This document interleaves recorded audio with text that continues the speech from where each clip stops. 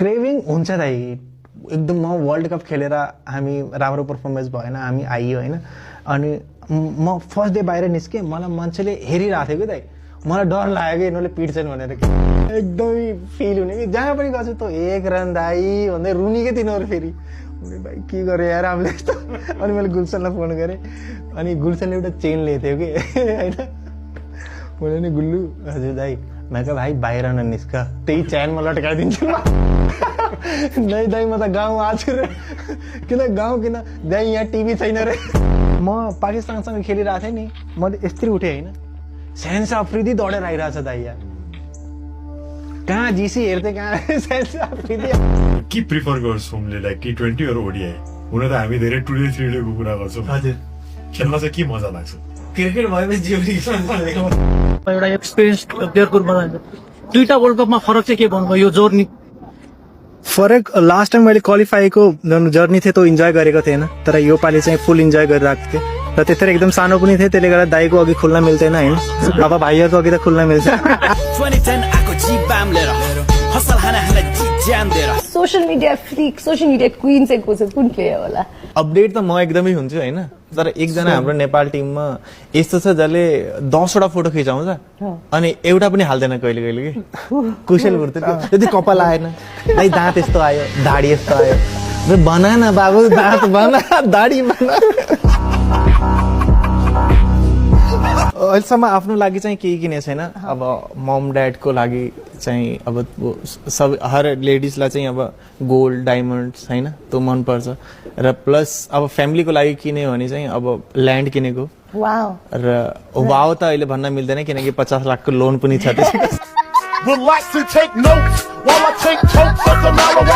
अब मलाई 9:30 निस्किनु छ भने म 8 बजे उठ्छु नि त दाइ। 5 बजे उठेर धुप बत्ती गर्नु पर्छ। मैले भित्रभित्र सोचे दाइ धेरै नबोलाउनु, भगवान् यही आउनु होला। आई एम अलवेज ग्रेटफुल जति पनि नेपालको क्रिकेट फ्यानहरू हुनुहुन्छ या स्पोर्ट्स लभर हुनुहुन्छ, थ्याङ्क यू सो मच। र हामीलाई यति नै माया गरिराख्नु होला र प्रे गर्नु हाम्रो लागि, किनकि यो प्रेले नि हामीले, मलाई के लाग्छ नि, हामी ठुल्ठुलो अचिभमेन्ट अझै अचिभ गर्दै जान्छौँ। मेरो 6-7 वटा प्रश्नको उत्तर एकैचोटि दिनुभयो यहाँले। Thank you so much. कार्यक्रम यही सिद्धाउँछु, थ्याङ्क यू सो मच। सिद्धो त कार्यक्रममा मैले जे बोल्नु पर्यो।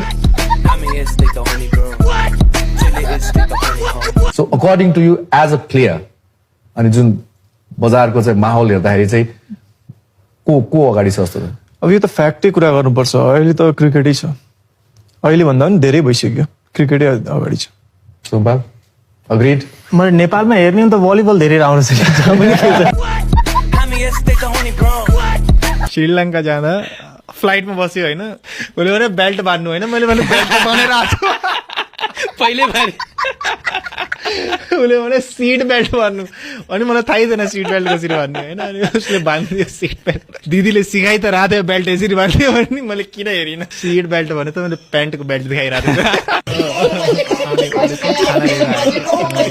मलाई थाहा थिएन फ्लाइटमा खाना फ्री हुन्छ भन्ने। खाना फ्रीमा हुन्छ भने मलाई थाहै थिएन होइन। पैसा दिनु मलाई, पैसा होइन होइन, मैले खानै खाइन नि। पैसा लाग्छ भनेर मैले खाँदै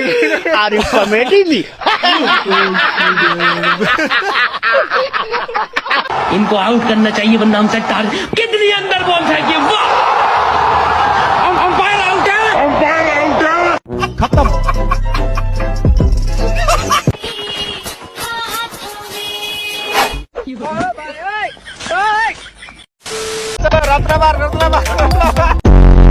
देखाउने सबै छन् अडियन्सहरू। हाम्रो अडियन्स त एकदम बदमास छ। हजुर सबैले टाइगर भन्छ, हामीलाई मन पर्छ कि टाइगर भन्नु? अबे टाइगरको आवाज मै यति स्मार्ट देखिरह होला, तर मेरो केही गल्ती छैन। यहाँ बुट पनि छैन टच गर्नलाई, अब के गरौँ? कहाँ छ? ल मैले टच बुट, मेरो गल्ती होइन है गाइस। केटी हेर्न गइरहेको छ।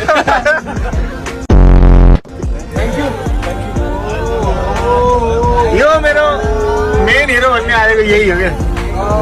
यो चाहिँ स्कुल कलेजबाट बङ्क मारेर आएको छ। के भन्ने one and only star Sompal Kami आफ्नो कुरा गरे। नयाँ अमिर मान्छेसँग भेटाउँछु। हाम्रो ब्लग हिजो भर्खर अमिर हुनुभएको छ उहाँ। कति धनी त भाइ सिनेको यहाँ हिजो भर्खर अमिर हुनुभएको छ र अमिर मान्छे यस्तो देखिन्छन्। दिन म गर्छु फोन आयो म पुगिसक्यो पुगिसक्यो। ल